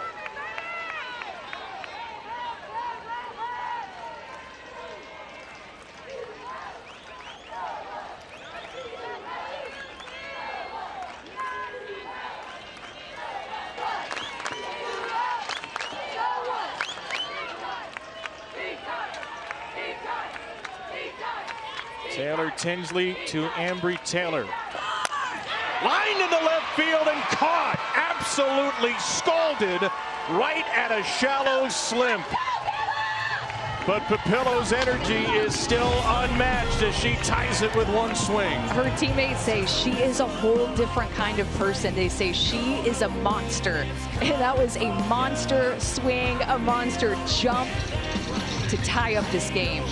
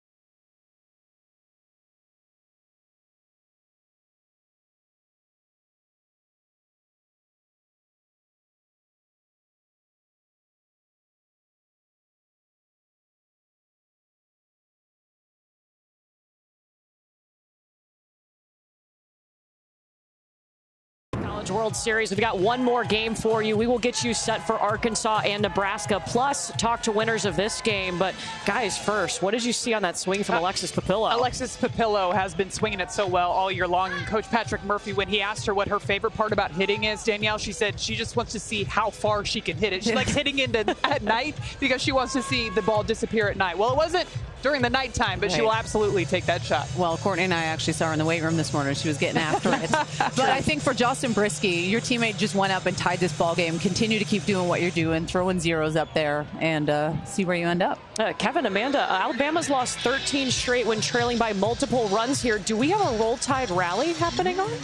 We may indeed, Courtney. We may indeed. They've got 6 come from behind wins against ranked teams this year. This would certainly be their biggest and best. Remember, the winner of this game gets a day off, plays Saturday night in the winner's bracket. The loser of this game has to turn around and play tomorrow.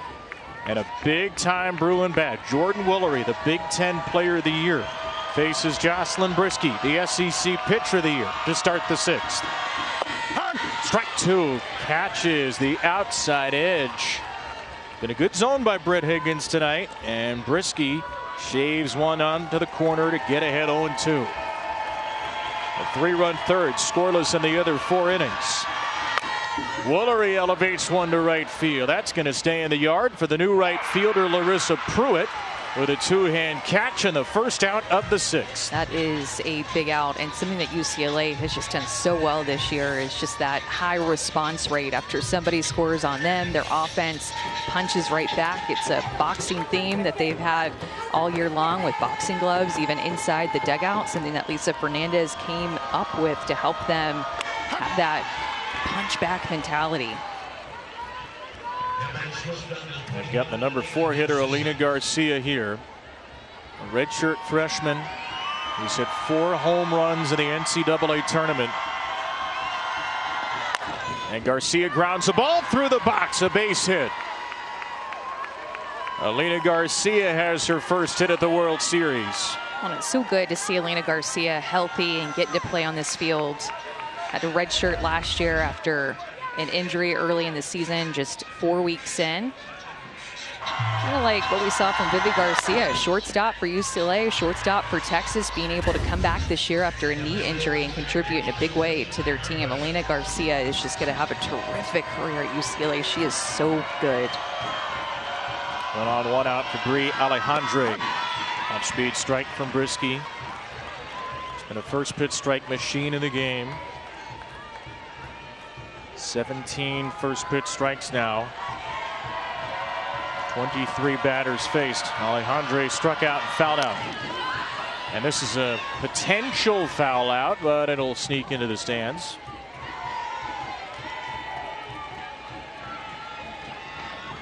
We talk so much about Grant and Woolery. And here's Brie Alejandre, who set the Big Ten freshman home run and RBI records. Next year, she potentially will be the big hitter for UCLA, the superstar.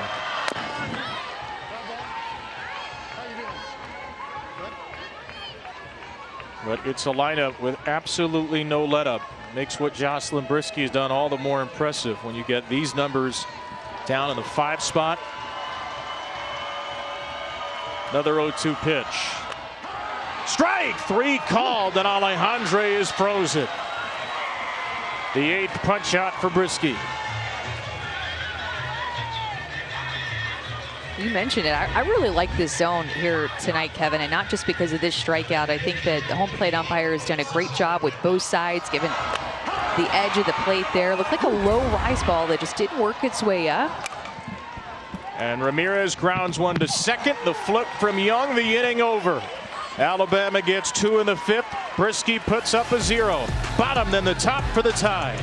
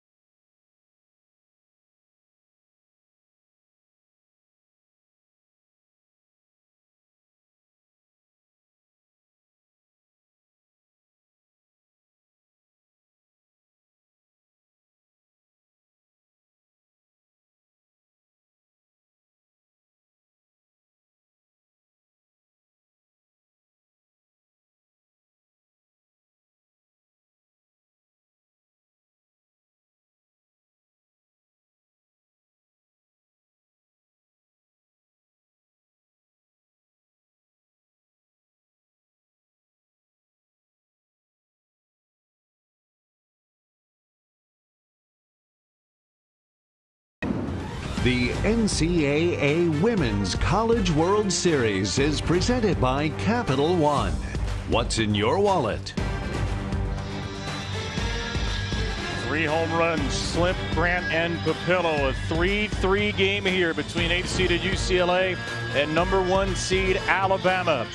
Back with you in the booth, Kevin and Amanda. It's been a fantastic start to the night session. Still Nebraska and Arkansas to go.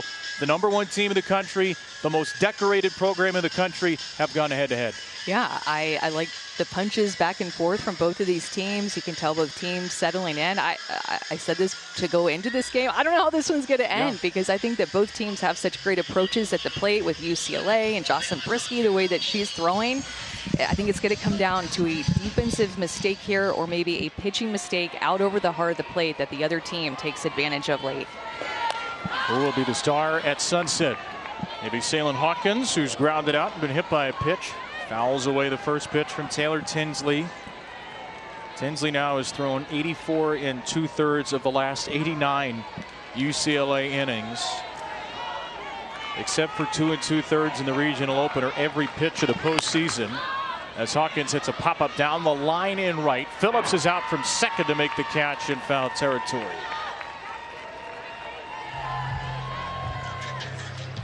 The sun's setting on the 6th inning here at OG Energy Field at Devon Park. 44th Women's College World Series. UCLA here for a record 34th time. Alabama for a 16th. And there were some questions. How would the crowds be with Oklahoma missing out for the first time since 2015? Oklahoma State not here. Consider those questions very quickly and resoundingly answered. Crowds have been great all day. Stands have been packed. The closest team geographically to Oklahoma City is Arkansas. They play next, and they're playing Nebraska. And we expect it's going to be a raucous Big Red crowd for the Cornhuskers here for the first time in 13 years. Arkansas the first time ever. Garcia, wide throw, and Kristen White slaps out an infield hit. Alabama puts the go-ahead run on with 1 out in the 6th. That was big. Perfect placement by Kristen White to pull Lena Garcia, who did everything that she could do at shortstop. I truly believe Garcia is going to be a future Gold Glover at shortstop. Look how quickly she gets rid of it. And then the stretch by Woolry at first base. Great footwork to make that even a close call or potential out. Look at the pick at first base and that backhand footwork. That is very nice. 8th Alabama hit in 5 1/3 against Tinsley. 4th time through now, and Jenna Young has yet to be retired. 2 singles and a walk, 2 of the 3 runs scored. Young slaps the ball down the line in left. That will land in foul territory for strike 2.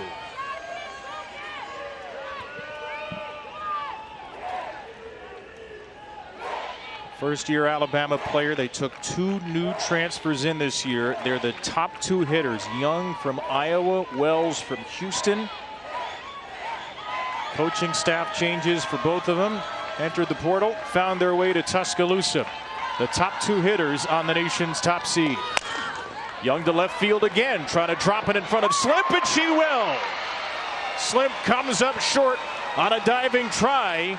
Young is on for the 4th time, and Brooke Wells will bat with a go-ahead run in scoring position. Jenny Young has just been so determined at the plate, now reaching base 4 times, and Slim did everything she can with those long levers to try to catch that in the air, just coming up short. But a couple of times now, or this is going to be the 3rd inning that Alabama has had back-to-back hitters reached, and 2 the other times they scored. And the batter is Wells, trying to shake off that super regional slump.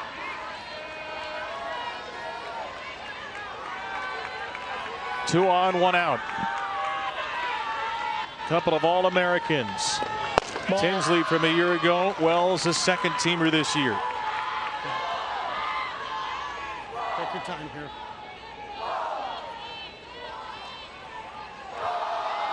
Ramirez takes timeout to wipe something out of her eye. You're Taylor Tinsley here. You've given up 9 hits now. You're trying to hold the damage. Where do you attack Brooke Wells? Definitely going to mix in a changeup in there. I would make it well out of the strike zone and then lean on her curveball that she got her out on. Blasted to right center by Wells, and gone! Brooke Wells is alive and well.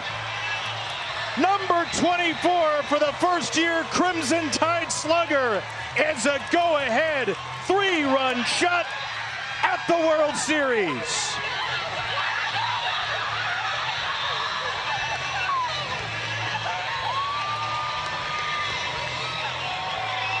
Talked about what is it going to come down to when we talked about mistakes. This pitch is a mistake. Look at where it is pitched to the best home run hitter in the lineup, to Alabama. Right down the heart of the plate, and Wells, you can't miss it, and she didn't. Giving Alabama the lead, using the middle of the field. My goodness, what a beautiful swing in the biggest moment for Brooke Wells in her first World Series game. I'll tell you this much.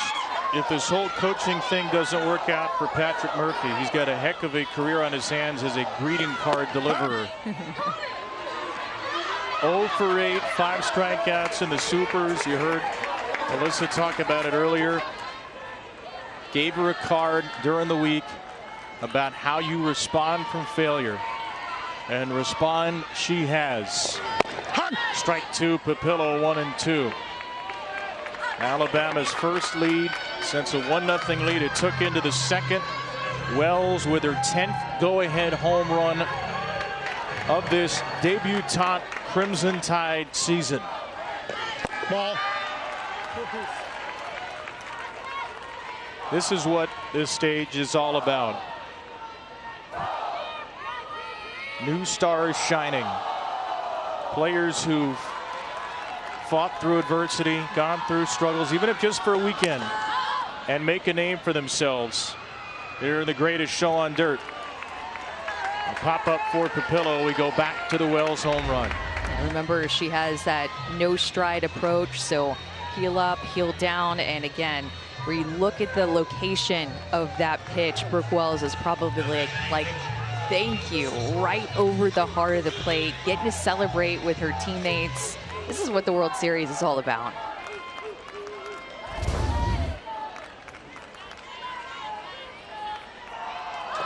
Ball 1 to Anna Roman.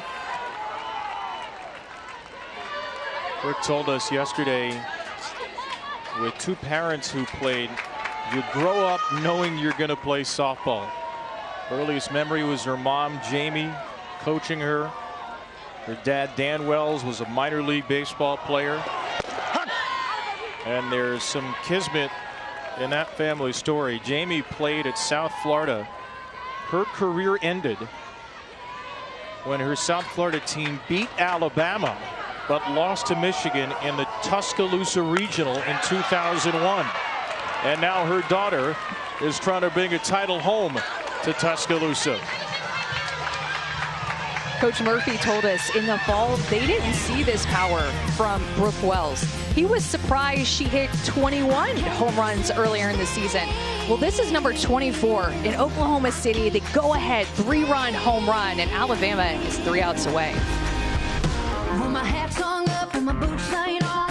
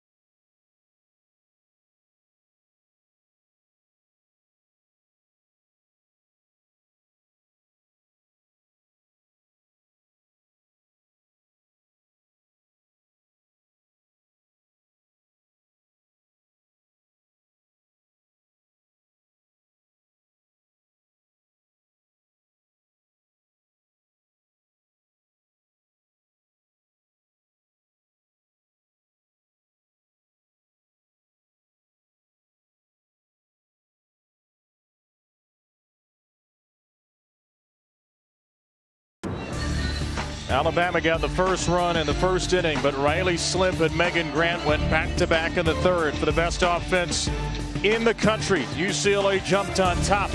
Alexis Papillo tied it in the fifth, her 20th home run of the year, second only to her teammate Brooke Wells.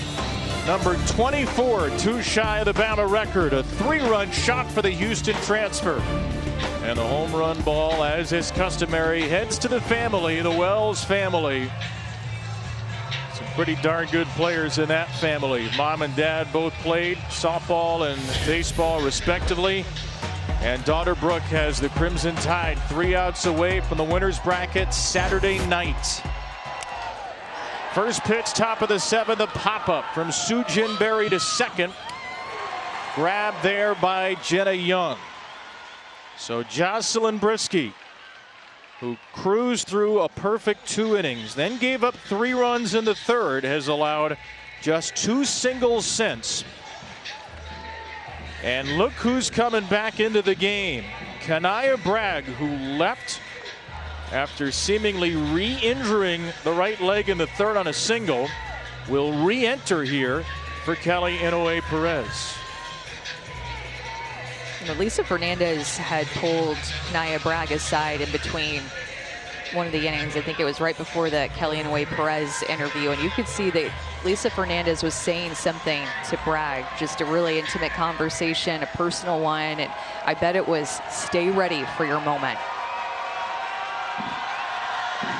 Ball just down.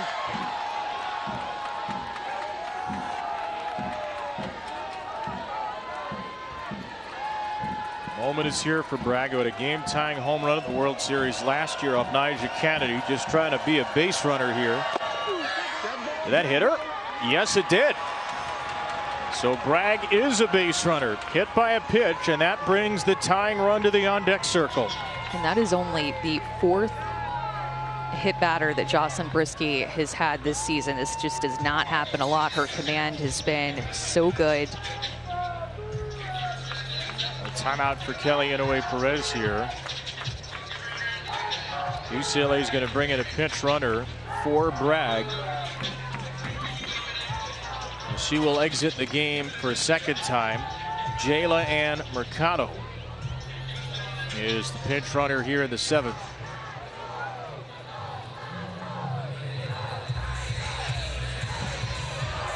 Well, UCLA obviously needs one more base runner to bring up the tying run.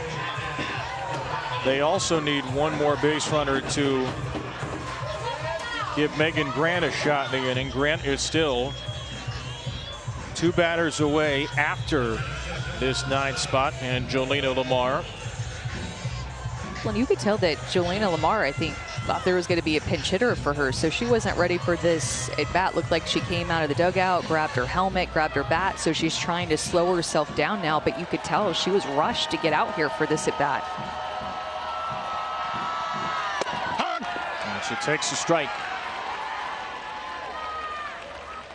UCLA's only real touch of adversity came in the regional opener against Cal Baptist, and Lamar had a home run to tie the game in the bottom of the 7th in that game.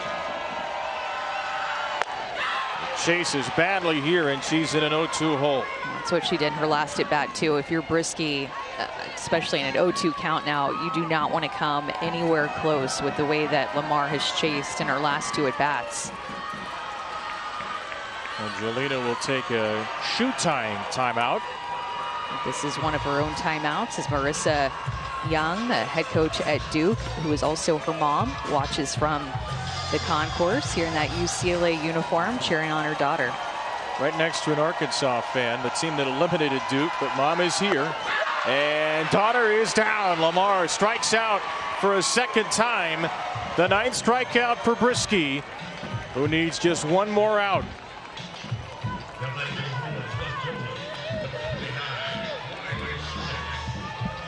So Riley Slimp, who homered in the 3rd to put UCLA on top, must reach base. Strike 1. 21 out of 28. First pitch strikes for Brisky.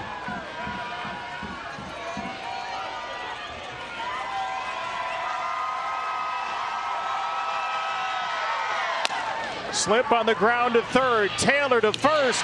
A 6-3 final and a comeback for the top-seeded Tide as Alabama storms past UCLA into the winner's bracket. We talked about how this Alabama team has just been different this year since February. And you saw that throughout this game, even coming here and winning the first game at the Women's College World Series in terms of their opening round game in a while. They've struggled here doing that, and they've struggled against UCLA. 1-13 against UCLA before this game. This is a huge win for Alabama, and they just flexed in a lot of different ways. Brisky with the complete game, a couple of home runs, and attacking mistakes when it mattered. 1-13 against UCLA, also 4-11 in openers for Pat Murphy. And how about this? When UCLA led by 2 runs or more going into the 5th inning, Bruins were 41-0. Alabama defies the numbers, and we'll head to our Capital One rewarding performance. The swing that won it for Brooke Wells. Getting a pitch out over the heart of the plate, and Wells just did not miss her first ever Women's College World Series game, as she is a transfer, and she gave Alabama the lead and the win.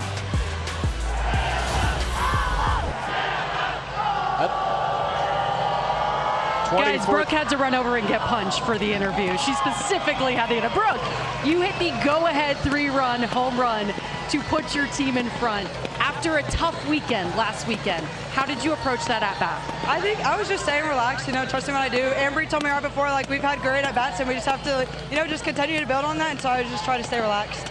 The inning before, Alexis Papillo ties it for you guys. What was the dugout like in that moment? Oh, it was crazy. I was getting water. Next thing you know, everyone was sprinting out, and that's when we knew we were like, we got this. Just tone back in, and we just focus on what we do.